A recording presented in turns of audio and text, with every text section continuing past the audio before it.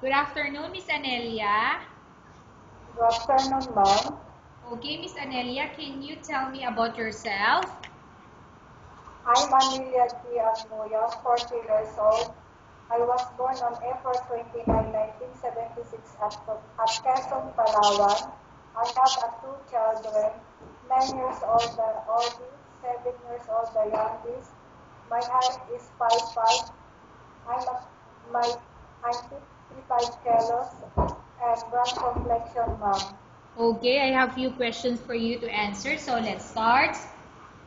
Why do you want to work as a maid? I want to work as a maid in Malaysia because I want to earn money for the future of my children, ma'am. Okay, why you choose Malaysia when there is a lot of other countries? Because the people of Malaysia is good attitude, ma'am. Okay, how are you qualified for this job?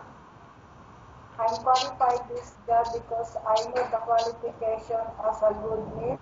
I know how to clean, washing, and cooking, and Okay, also industry, go ahead. ma'am, You would like and to...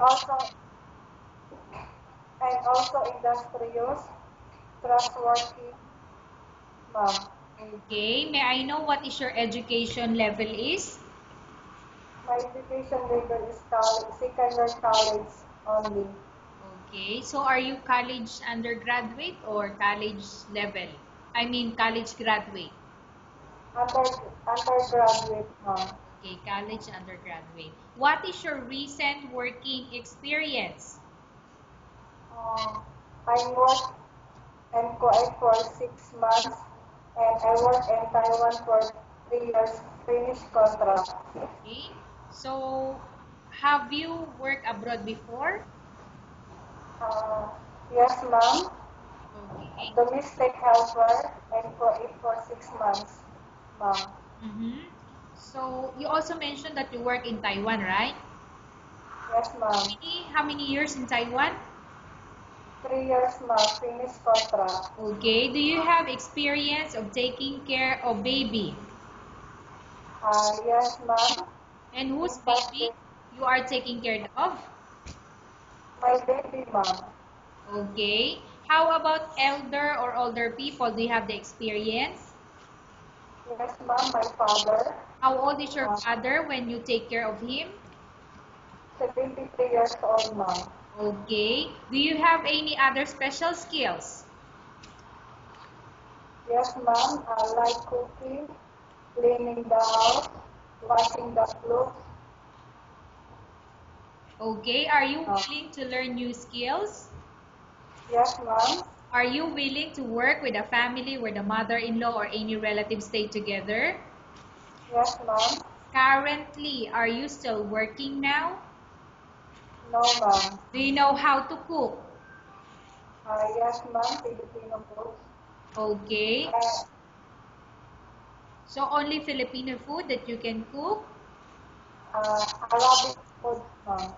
Okay. Can you tell me what Arabic food that you can cook? Macaronia, ma'am. Okay. How about Filipino food that you can cook? Adobo, chicken curry, and nilagang baboy, ma'am. Okay. Are you aware that you will have to do washing, cleaning, ironing, and cooking? Yes, ma'am. From all the house chores like cooking, cleaning, ironing, and washing, which do you like most?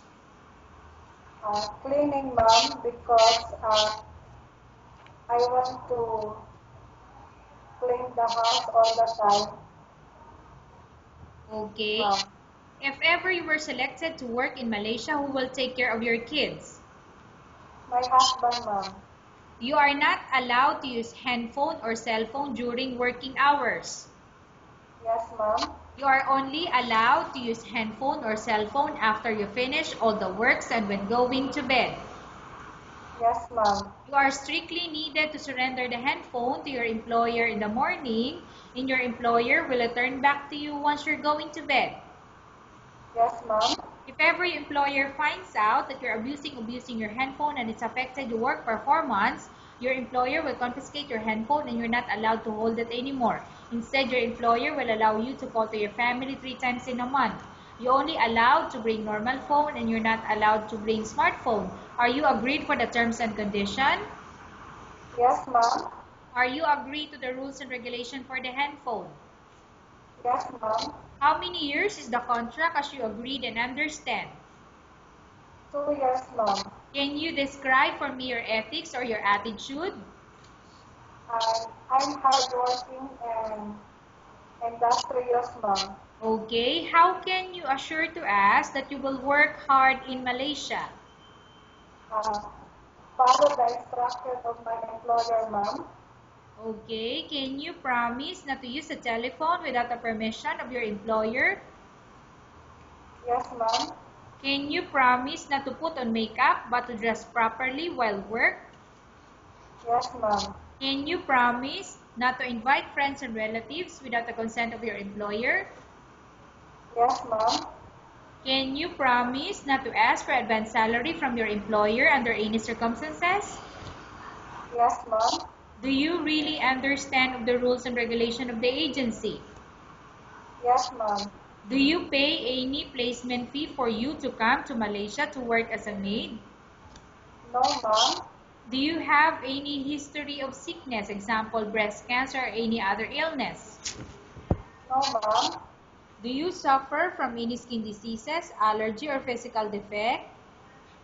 No, ma'am. Have you suffered from any serious illness? No, ma'am. Do you smoke? No, ma'am. Have you undergone any operation or surgery?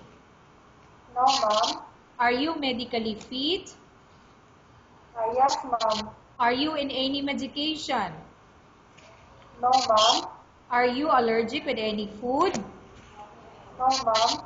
Are you prepared to work for the employer of any race? Yes, ma'am. Are you prepared to eat the type of food taken by your employer? Yes, ma'am. Are you afraid of being left alone in the house? No, ma'am. Are you afraid of dogs or other pets? No, ma'am. Can you promise to work according to instruction from your employer?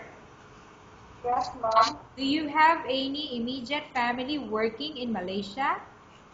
No, ma'am. Okay, Miss Anelia, we have finished our question section. Let's go to case study. I have a case study for you and I want you to answer me truthfully.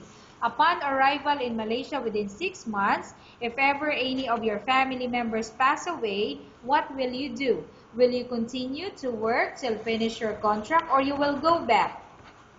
Will continue my finished contract, ma'am.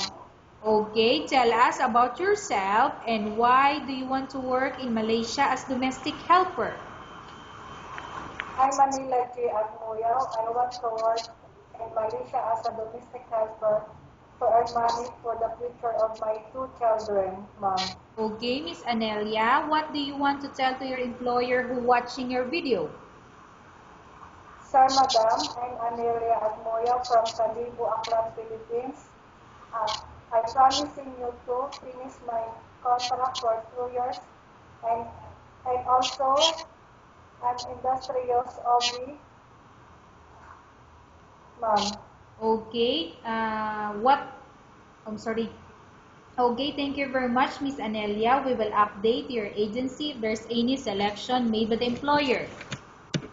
You're welcome, ma'am. Okay, so